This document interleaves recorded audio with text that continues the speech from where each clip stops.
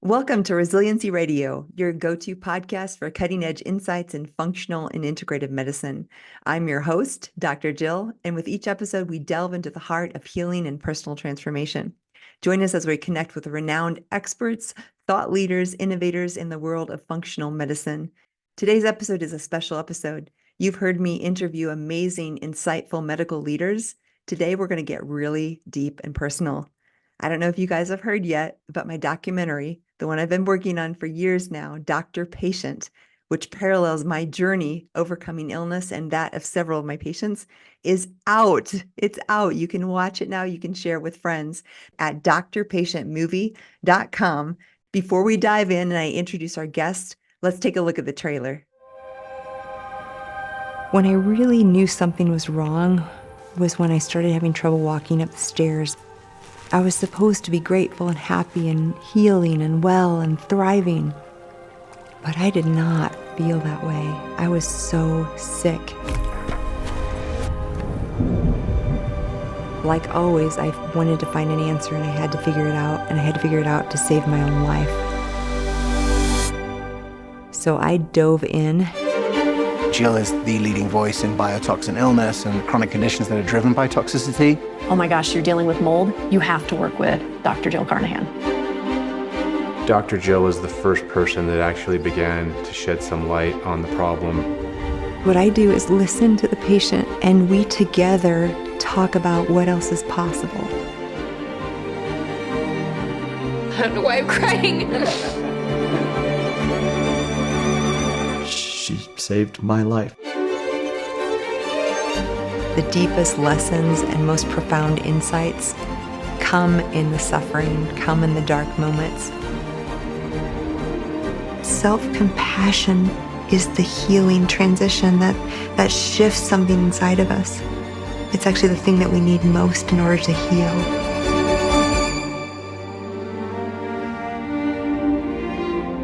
Dr. Patient. Available now at drpatientmovie.com. Oh my goodness, you guys, I'm getting goosebumps with the fact that I've waited for so long to share this with you. And gosh, if you can't tell, there's a lot of deep emotion here. Today, we're going to dive in with the producer and the director, Daniel Grace and Aaron Carnahan of Embark Features. And I am so excited to share the podcast with them. Today, we're going to dive in of the making of the movie, but really at the core, I want to share with you why. You don't really care about the process or any of that unless you know a person's why. And today you're going to hear Dr. Jill's why. Why did we make this documentary? And you're going to hear the heart of an amazing producer and director, Aaron and Daniel. And I want to just share just a bit with them. They are the most powerful team. And one of their missions in life is to make films that move people to move people. I've always loved this tagline because it really is true about them.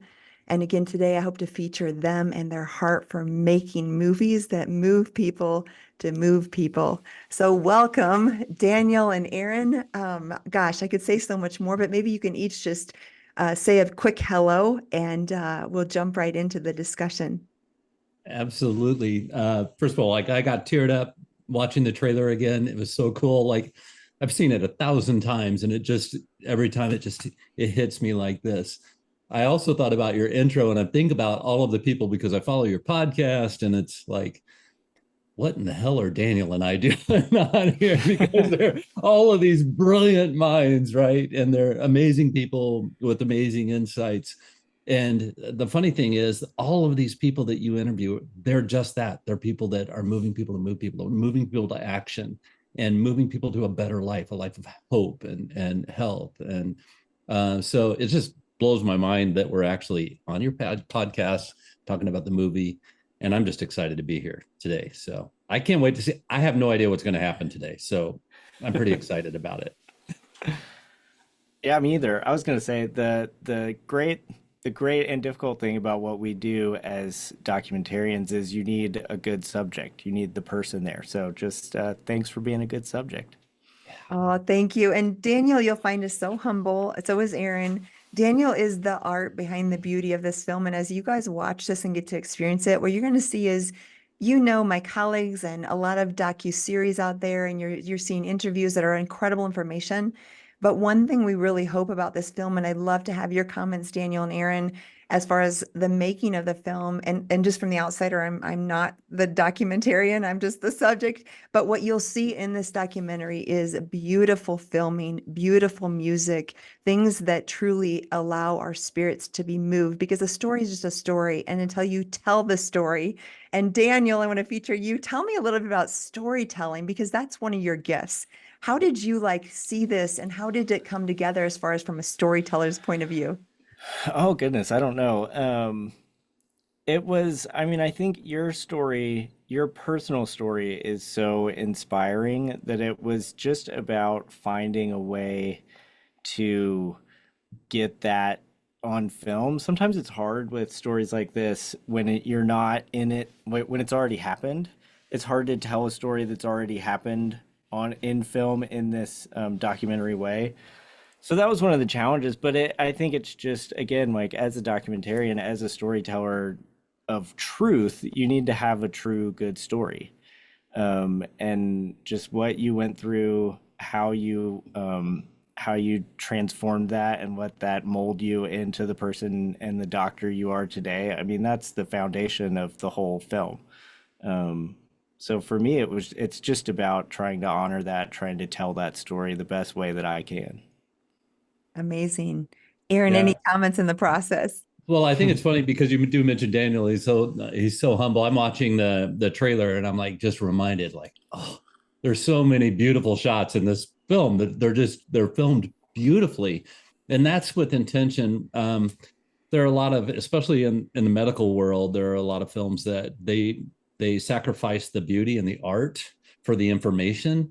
And we knew way early in this process that we did not want to sacrifice the beauty and the art, that we wanted to see that. And Daniel is a perfect person to do that. He's a great cinematographer as well as a great director. So it's like that was a huge thing for us. And even just watching the trailer, you can see that inside of that, because that little bit of artistry is what really helps to get the story across. So I just love that he did that. And that was the fine line. We're trying to figure out how in the world do we tell this story that already happened. And boy, that was a journey in its own right. That took some time to figure out how to make that happen. It was, wasn't it? And I don't know, maybe I'll start from the beginning, like my perspective, and then I'd love you guys to weigh in, because it Absolutely. really is such a crazy, amazing journey. I remember in the middle of the pandemic, 2021, literally January 1st, I'm sitting in my chair meditating, praying, and this like divine thought came. Like, I was working on writing the book, and it was like, as the pandemic hit, we saw people go to screens more than ever before. All of a sudden, everybody I knew was doing like Netflix binges and things. And like never before, I was like, do people even read anymore? And I had this thought of like, gosh, I want to share this information about environmental toxicity with the world, and maybe we should be on screens. Now, I want to say this very clearly. I am not a documentary maker. I have no clue what I'm doing. All I have was an idea. And I think, Aaron, I called you right around that same time and said, what if we did something? And you had been actually, in just a moment, I'll let you tell your perspective, had been like thinking about doing a docu-series. Like, this was part of your idea too. And it was like an idea we had parallel.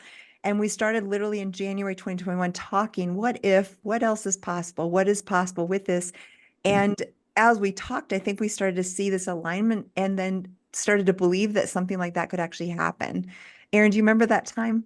Yeah, I do. I actually remember I was on a walk and it was really cold out, and we started talking about it. We were on the phone, and it was like everything just started clicking, like, yes, of course, of course. And then of course my filmmaker mind is like, oh boy, where are we going to find the funds for this? And you're like, oh, if it's supposed to be, it'll just happen, like it'll be magic. And I'm like, okay.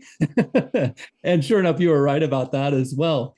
But yeah, I remember that time, and it was so clear to me. Of course, you and I have known one another for so long, and I felt like I've always felt that your story was really important and needed to be told and should be told.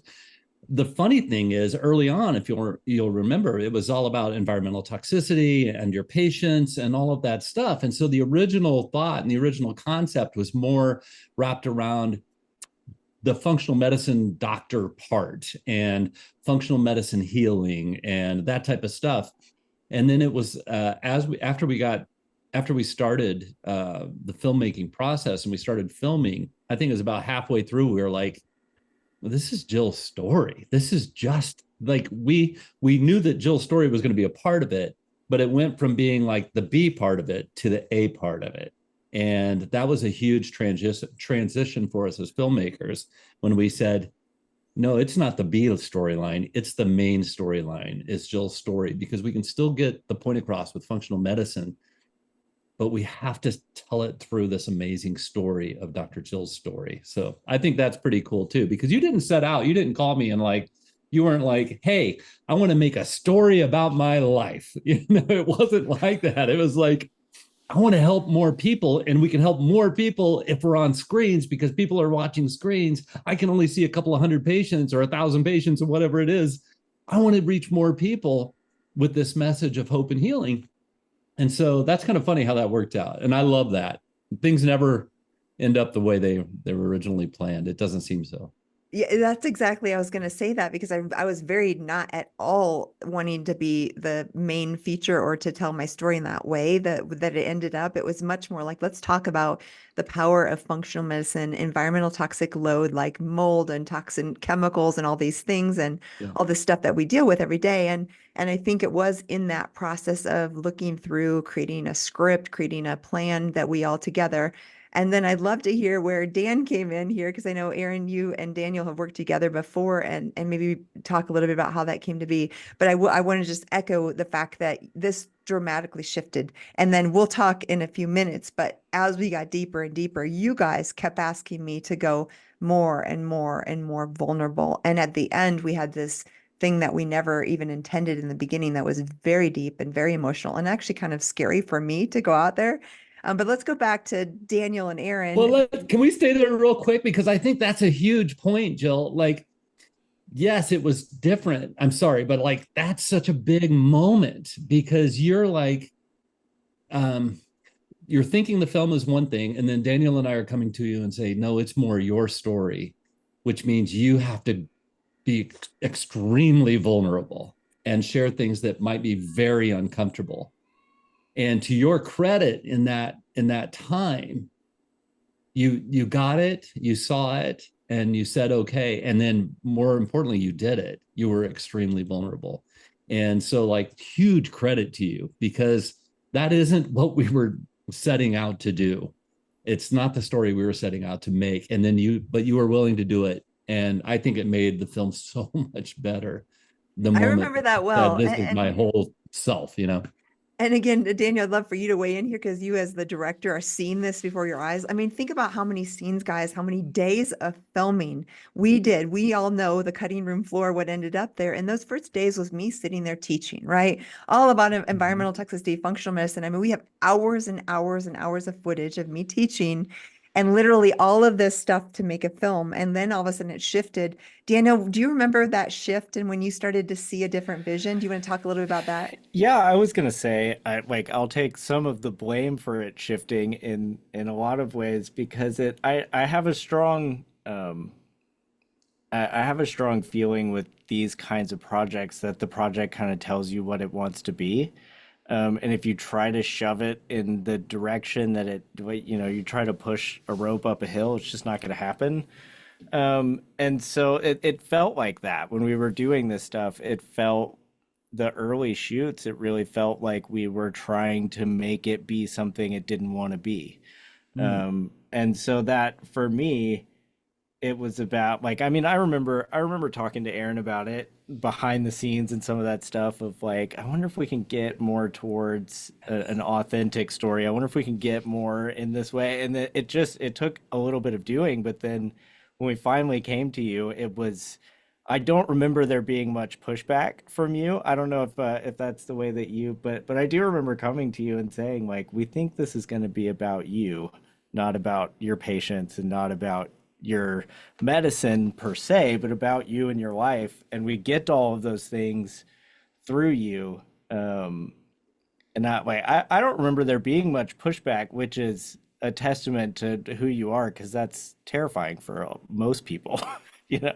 Well, I do remember, and I do remember like the big thing for me was, yeah, you guys came real clear and said and you kept saying, get out of teacher mode, right? Because teacher mode is like analytical Yeah. mode. In my head, I can be dissociated from pain and suffering and I can talk Yeah. about it, but I'm talking about it in a way of like almost like third person, right? And you guys saw that and you're like, no, we want you to actually go to the pain and the suffering. And I think this is the important message, and it's important for me to say this on the podcast.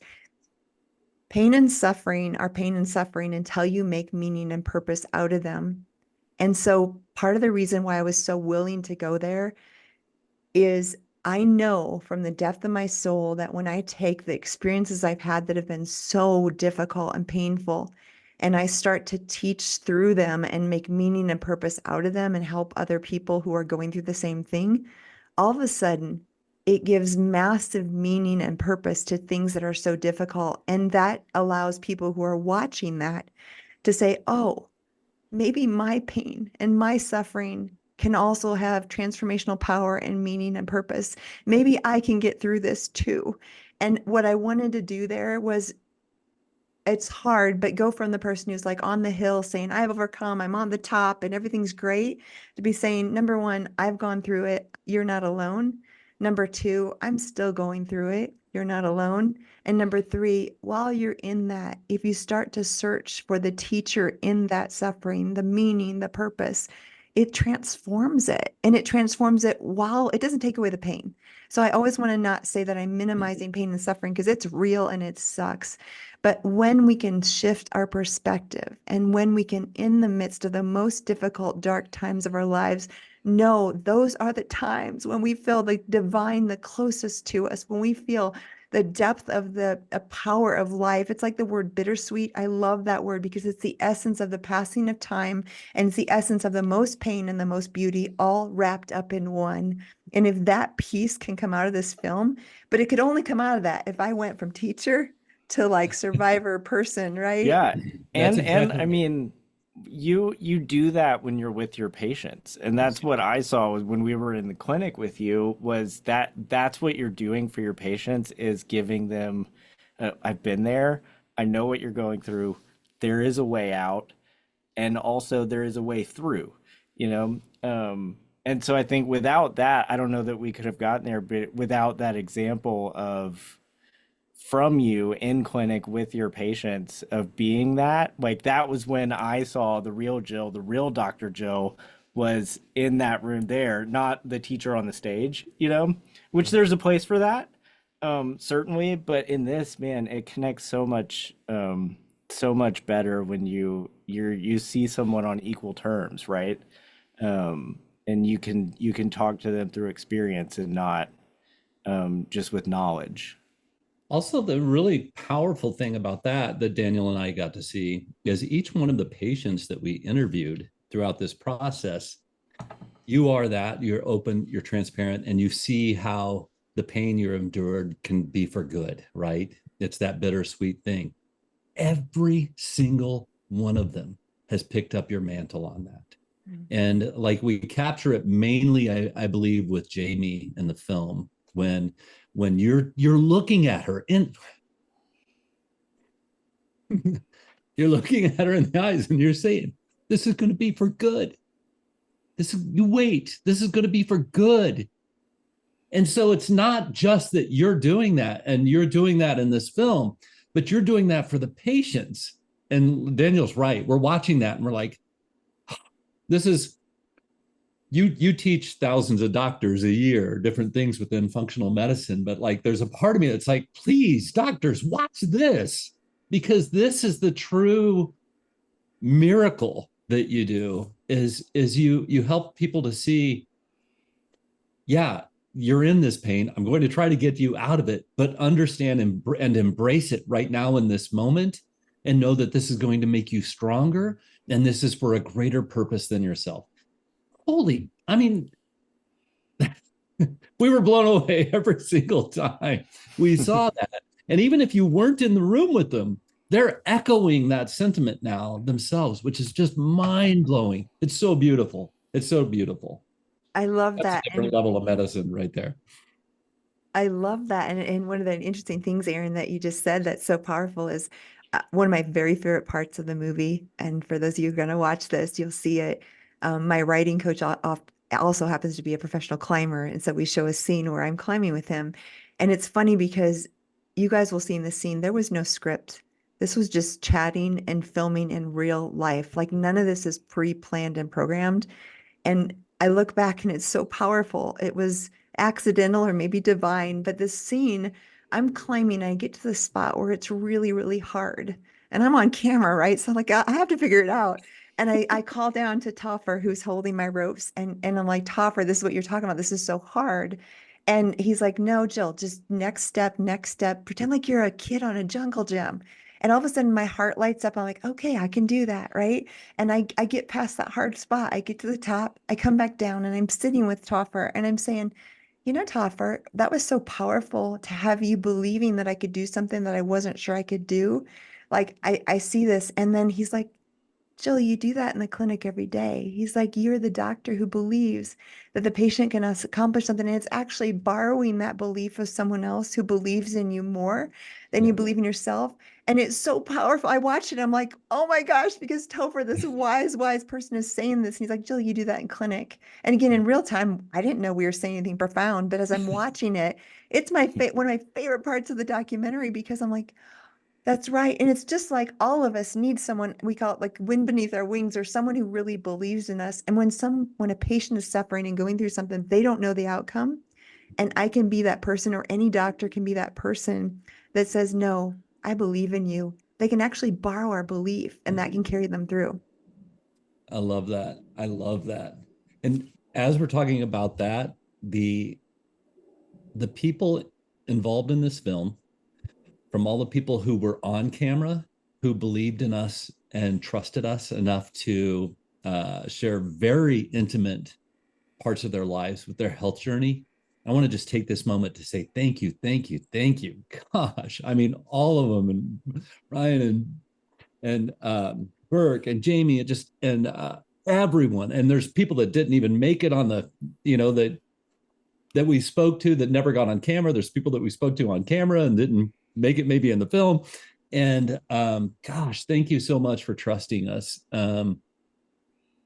It's only because of you trusting us that we were able to make this film and to be able to create this. And so thank you. And all of the people who worked behind the scenes. Dan and I were like blown away. Like, these people worked on some great films, and here they're working on our film and they're enjoying it. And it was such a, and they fed into Daniel and I so much. And then number one, you, Jill, like you had a crazy amount of trust in Daniel and I. And like Dan and I, like we would have conversations about it. Like it's important that we are honoring that above all else. It was just so huge. And so thank you. Thank you to everybody on the film who worked on this, just in case I forget to say it later in this podcast. Thank you, thank you, thank you. A lot of people were very brave throughout this process. I'm opening up. Yeah, I couldn't agree more. And even to my staff and all the people who worked so hard in my office to make that happen. So I remember a car ride. We did some filming in Vail, and I remember us all driving in a car to Vail, and there was something profound that happened in that car ride that really shifted and helped us to frame. I think it was in the early part of filming, and there was an acronym, BLT. I don't know, Dan or Aaron, do you want to talk just a little bit about how did that happen in the car ride to Vail, and how did it really transform our process of looking at what we wanted to accomplish with this film? Go ahead, Daniel. Yeah, well, I mean, I remember a conversation that Aaron and I had at a pizza place outside of Boulder, talking about that very same thing. And it went from it was kind of the moment where it crystallized into, what is the film about? What is the message of the film? Not that we were necessarily trying to force a message on it, but trying to find out what did it want to be, what was the message. And it kind of echoed your it echoes your message, Jill, just as a physician and as a person, and that's believe in yourself, love yourself, and trust yourself. And that was the BLT. And I think Aaron and I don't even know if we said it there at the pizza place or if it was in that car ride where we kind of all came up with that term, but then that kind of became the guiding light of if it doesn't fit into that mold, it doesn't belong in the film.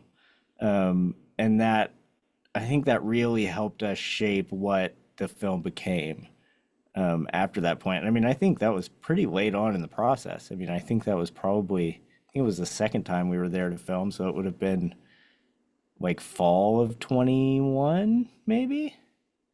So Yeah, I think you're it was right. pretty late in the filming process. It might have even been 22 when we were there in spring of 22. I think the I don't know, we filmed for so long. yeah, I think the powerful part of that is, first of all, it gave us a North Star, right? It gave us a guiding thing that we're running toward, which also meant that we had to ditch a lot of things that we had already filmed and a lot of things Yeah. that we already planned. So thank goodness our partner in this, Phil, or that helped us to get this film produced, our executive producer, he was okay with, and I think he was even part of the process when we were talking to Phil and like, what about this? And he loved it, and he saw it immediately. So just a big thank you to him for that. That was huge that he saw the importance of the shift, but it just gave Dan and I crystal clarity through every decision, not only from filming perspective, all the way through editing perspective, all the way through. And then it still has affected me. I have these little reminders that come up on my phone that are a little like motivational things for myself. And every day BLT comes up in my phone, and it's like it's stuck with me in my own personal life a couple of years later. So that's pretty cool too. But it was a game changing moment, and I think it was a game changing moment for you too, Jill, because you were like, you knew what we were headed toward as well, and you knew in order for it was only after that that we went from telling your story to you really went deep into your story. And that meant saying the scary things out loud that you've never said out loud. Would you agree with that? I would totally agree. And I loved, I will never forget that car ride. And I'm sitting up front in the passenger seat and like we're talking and we're all in the car. And because I think you guys had asked, you had already had that pizza conversation and talked about what do we think this looks, let's check in with Jill. And like, and Dan, I remember you just saying, Jill, what do you really, really, really want to get across here? And of course, we started months and months prior, environmental toxicity, all of that, that's true. But what I realized in my own healing journey, especially with mold toxicity and Crohn's and cancer and then divorce, some of the most powerful transformations in my own journey were I had lived up in my head, in my analytical mind for most of my life. And I had to actually get in touch with my body, my soul, my physical self in order to heal. And you can never really trust, like, say you're having a stomach ache. For years, I would ignore that stomach ache and be like, oh, I'm fine, right? That's the way we dissociate from our pain. But in order to heal, we have to go back to that stomach ache and say, okay, stomach ache, what are you trying to tell me? And this may sound kind of funny, but the truth is, like, until we get in touch with those, our body's always giving us signals of health and wellness or illness, or this is a great relationship. This is not a good relationship. This is a good work environment. This is not a good work environment. And often our illness comes from making choices that don't align with our highest self. And so if we're dissociated from our highest self, from our physical body, we can't get those signals. And I'm saying all this because we cannot truly love ourselves in all of our parts, even the parts that we don't like, or we think that are bad, or whatever kinds of notions we put on them, until we trust ourselves. So the first step in healing is getting in touch with our body and saying, oh, sweetheart, what are you trying to tell me? And being kind to ourselves and being loving to ourselves. And I know in my own journey, it wasn't until I literally loved myself and trusted my own signals that my body was telling me, instead of trying to, I grew up in this very strong farm family overcoming environment. So what I learned to do, I was a super sensitive kid, super sensitive young girl. And so in order to survive, I suppressed all those signals that my body was trying to tell me so I could be strong and be tough and survive. But in the end, it actually did me way more harm than good. So I had to relearn how to get in touch with this beautiful body that God created and how to listen to it. And you couldn't really love that full self in all of its parts until you learned to listen to the signals that it was giving you. And that's the BLT, because the intuition, trusting your intuition, loving yourself is the part of healing that we don't talk about in functional medicine as frequently. And at my, as we sat in that car and talked about it, I said, this is the core message. We can talk about fancy supplements for Crohn's, or we can talk about eating right or sleeping well or all these wonderful lifestyle things. But if you are suppressing a part of yourself, you're going to get sick. And if you are not loving a part of yourself, you're going to get sick. And as we really realized that, the power of that, we had to say, how do we put this into film? And in order to do that, I had to go to some really scary, vulnerable places on screen. And you'll see that in the film. I get really, there's one part I call the ugly cry. And when you guys put that in the movie, I was like, oh, I don't know if I can watch this. I was like, but then I was like, oh no, I know, because even for me watching myself cry, I still get choked up every time because I see that girl that's like trying to be strong and be tough and overcome and show up for everybody. And yet she suppressed a part of herself to do that. And she's like, oh, sweetheart, what if you could be all yourself, authentically you, even if you fall apart, and it'd still be okay, and you're still lovable and you're still worthy of love. So I know that those are powerful, but it took a lot of filmmaking and all of that to really get there. That right there is my very favorite part of the film, like hands down. Every time I laugh and I cry at the same time because it's so precious. Because in the film you're kind of actually speaking to your 8-year-old self, right? And it's a sledgehammer of realization of what does it mean to love yourself. And Joel, you do such a great job of this. I hope it's okay if I say this, but like you were speaking to me the other day about a health related issue for me. And I had some concerns, and you reminded me right in that moment, Aaron, love yourself. Like, you have to do this. This isn't a question of can I, should I, whatever. Like, what is the right thing to do to love yourself, to heal your body? That's the right answer. And it was just, I mean, it hit me again. And I went right back to that night where we were filming in your place, and you said that to that little girl. And everyone who's watching this podcast who hasn't seen this film, please watch the film and grab a hold of that. And it's toward the end. It's so powerful because I think this piece of healing, I think it goes so far under the radar. And I agree that functional medicine, to me, I believe in it.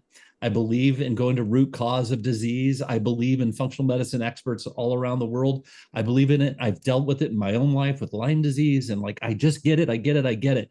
But when you get to that part of loving yourself, my God, that is just, it's the difference maker. To me, it's the magic sauce of what you really do is you love them and then encourage them to love themselves. I love it. Oh, It's also the thing that makes it universal because that's a thing that everyone can do better. And I was going to say, going back to even just that anecdote that Aaron shared, the thing that made it, the thing that I think comes across is that you live that, you embody those things, Jill, and so it comes across so authentically when you're in those moments. It's so easy to relate to because it is you being real and it's the fabric of you, and seeing that is powerful. mhm. Thank you both so much for sharing the reflection, because it's funny because it's me, right? I'm like, huh, Yeah. and I'm still like struggling with it. Am Yeah. I too much? Am I not enough? Like, I'm still human, right? So I still like even watching it. Oh, And even in those moments you were. I mean, yeah. I remember that. Even in those moments, it was still like, is this real though? You know, am I really real? And I am willing, I think, to go to those places because I know that that's where the connected tissue of humanity is. If I'm suffering or struggling with it, it's probably not just me, it's probably other people too. And so that helps to get out there. In our last few minutes, I'd love to talk about you guys we saw transformation in our crew, in each of us. And I'd love for us to all get real and vulnerable and just share maybe what for you guys each was the most transformational moment in making the film personally in your life, in your career. Do you want to share anything that was just powerful for you guys in the process? Well, I mean, it's easy for me. Midway through the process, I came to you and did some blood work, and we found Lyme and Bartonella and all sorts of stuff that I had that was causing all sorts of issues. So, I mean, that without this, I don't ever know that.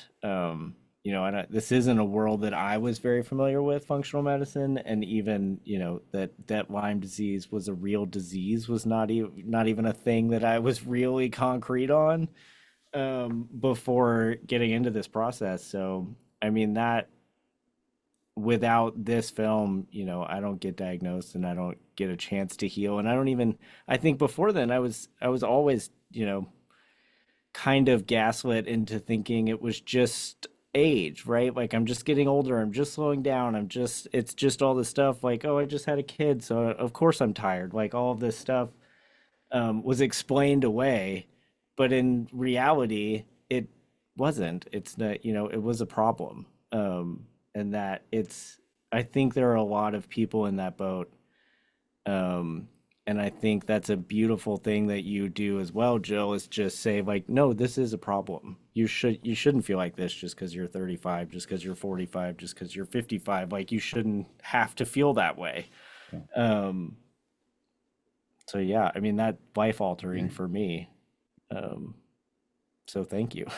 Yeah. Amazing. So, Aaron. there's a few of them. The first one is Daniel and I have worked together for a lot of years, and we've worked in TV and we've worked on films together. And in all of those collaborations, I was a boss, and Daniel would work with me, but for me, kind of in a way. And it was always extremely clear to me that Daniel was brilliant and Daniel could do anything. And so when this project came around, it came when Daniel had just left his position and I had left my position with what we had been doing before. And Daniel and I started a company together and we became equals. And we really always were equals, but now really we were equals. And the beauty of working with Daniel Grace and being able to truly partner, we're both director, we're both producer, and he could care less who gets what credit. I could care less who gets what credit. We're just both there to love and support one another. And but you never know how it's going to really turn out. You're like, hey, this could be great, but it could also, the wheels could just fall off of it. And so being able to be through this process with Daniel was just amazing. And so my biggest thank you with when we talk about crew and everybody that worked with, like for Daniel himself, like he means the world to me. And this process has been amazing. And so I love that I just got a huge validation on this film that I've got the right partner with me in this film company and with the work that we're doing. And I'm very proud of him for all that he did. And I want to celebrate him over and over and over again, because I think he's amazing at what he does. Anything that you see in the film that's beautiful and awesome, just it's Daniel. And so that's what I'll say on that. The second thing is Daniel and I, as part of our company and a part of our philosophy, we always want to love and respect and hear everyone that works on our film and is part of our film, from the person that's an intern from CU to the top talent, Dr. Jill, right? Or whatever. And it's like everyone is seen and heard and everyone is loved.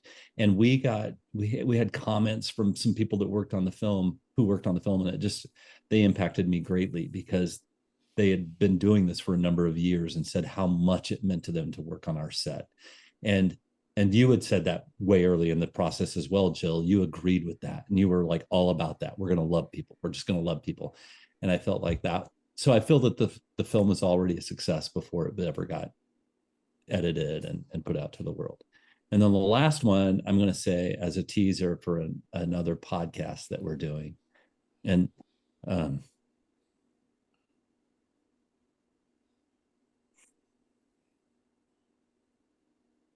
that is the amazing healing that I experienced working on the film and working with Jill from our past and from all that we had been through together. And so I felt like we both experienced an enormous amount of healing in the process of making this film. And you never know, this could have been something that could have been a wedge between us. This is something that could have created animosity and resentment and all kinds of different things because of our past. But it's done nothing but cement our love for one another and our encouragement of one another and the strength of our relationship and friendship. And so that is what I learned most. And I can't wait to hear from you. What did you learn most? And what did you get most out of this whole experience? Wow. Oh, I'm blown away by both of you guys. Of course, as always, your authenticity and your genuineness. And thank you so much for sharing, both of you. I don't think we've ever actually talked about that. And so it's powerful just to even be here live and hearing you. So first of all, Aaron, to address for those who are watching who don't know already, Aaron and I were married for 20 years. We went through a divorce in 2017, and we are now amazing friends, business partners, and colleagues. And so stay tuned. There is coming up an episode with just Aaron and I talking about how does it work to make a picture, a movie, a documentary with your ex-spouse, and how does that look? And that's, Aaron, what you were alluding to, and I would agree. It's been a really powerful transformational process. I mean, because I talk about the difficulty of the divorce in the midst of you filming, like it's pretty crazy, but it's also beautiful. And I will say for both of you, one of my most powerful things was I always talk about this with healing as well. We need to feel safe in our body and safe, like in an unconditional, loving space in order to heal.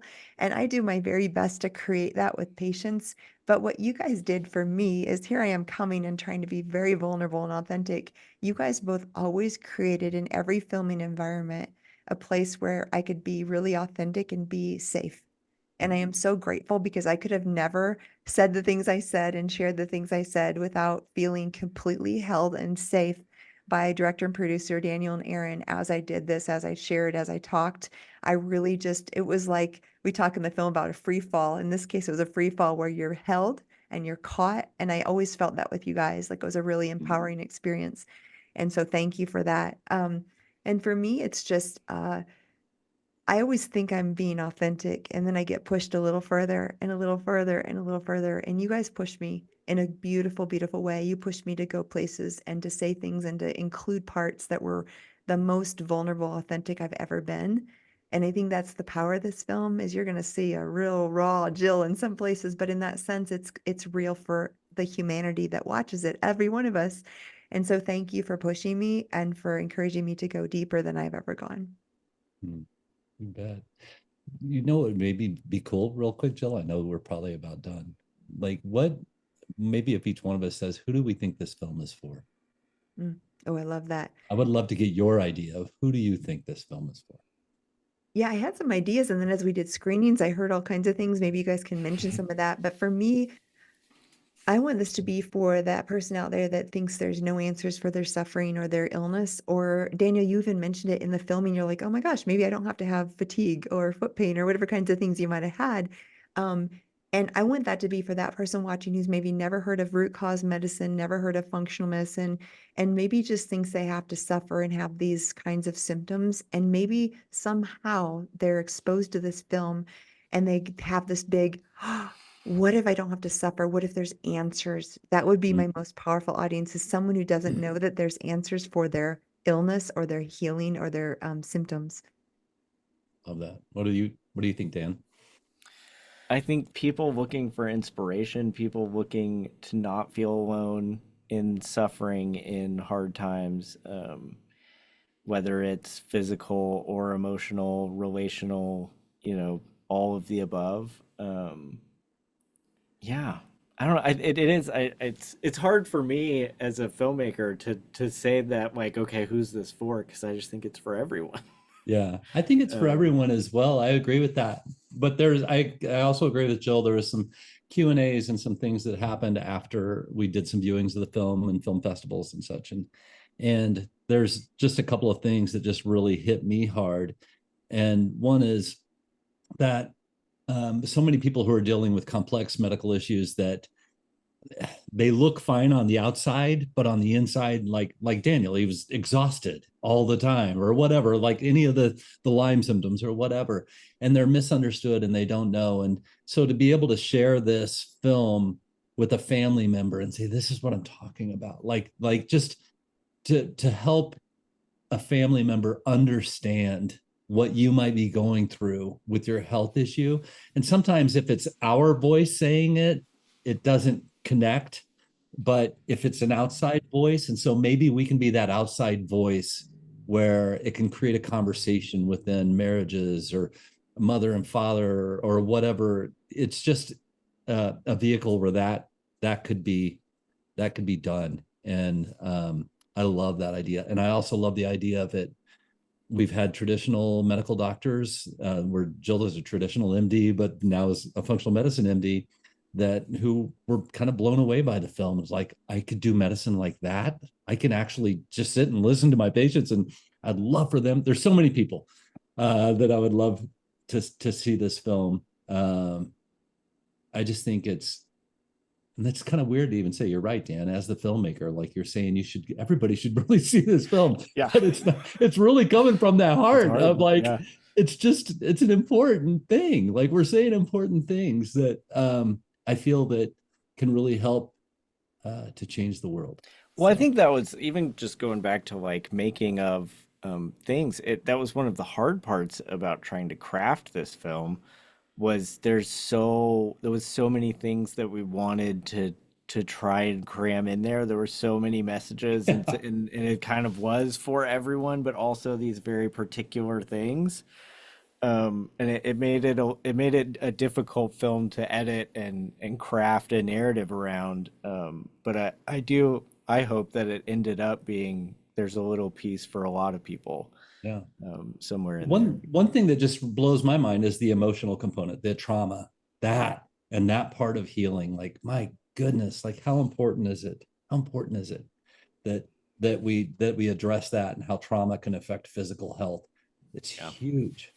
I think that's the thing that at the end of the day that came out to me was like, oh my goodness, all the supplements in the world, all the IV nutrition, all the great listening doctor even, are not going to heal if you have unresolved trauma, if you don't love all parts of yourself, that you don't trust your body to help you to heal.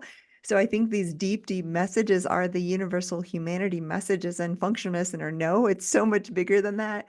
Yeah.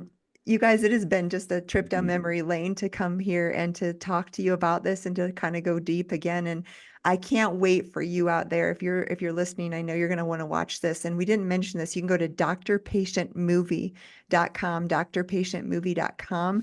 I hope that you'll watch this and then you will share it with everyone that you know that will be impacted, because all of us know those people who are suffering in our lives.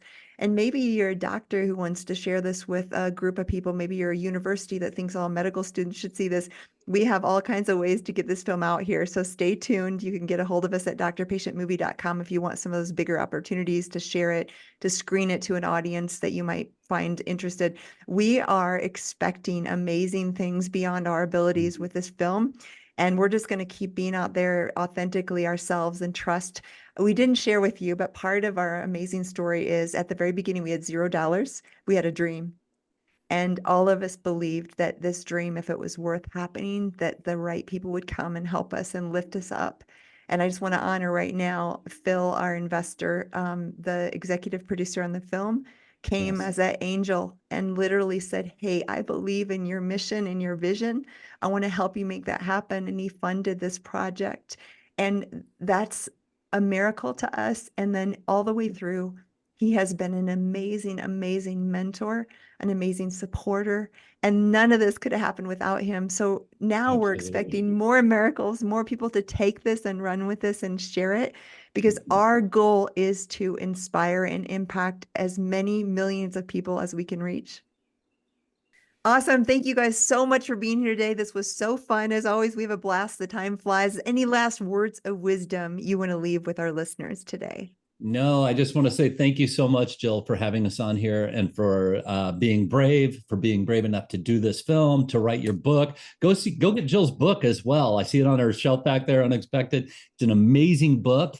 And so get that as well. But I'm just telling you, Jill, thank you, thank you, thank you. Thank you for allowing us to be in your life and a part of this life and to document your life. It has been a joy. And everyone, please, this is special. Go see it at Dr. Patient Movie. I'll just add what Aaron said. He does all the talking for me anyway, so I'll leave it at that. Thank you guys, and to next time. Thank you. Thank you.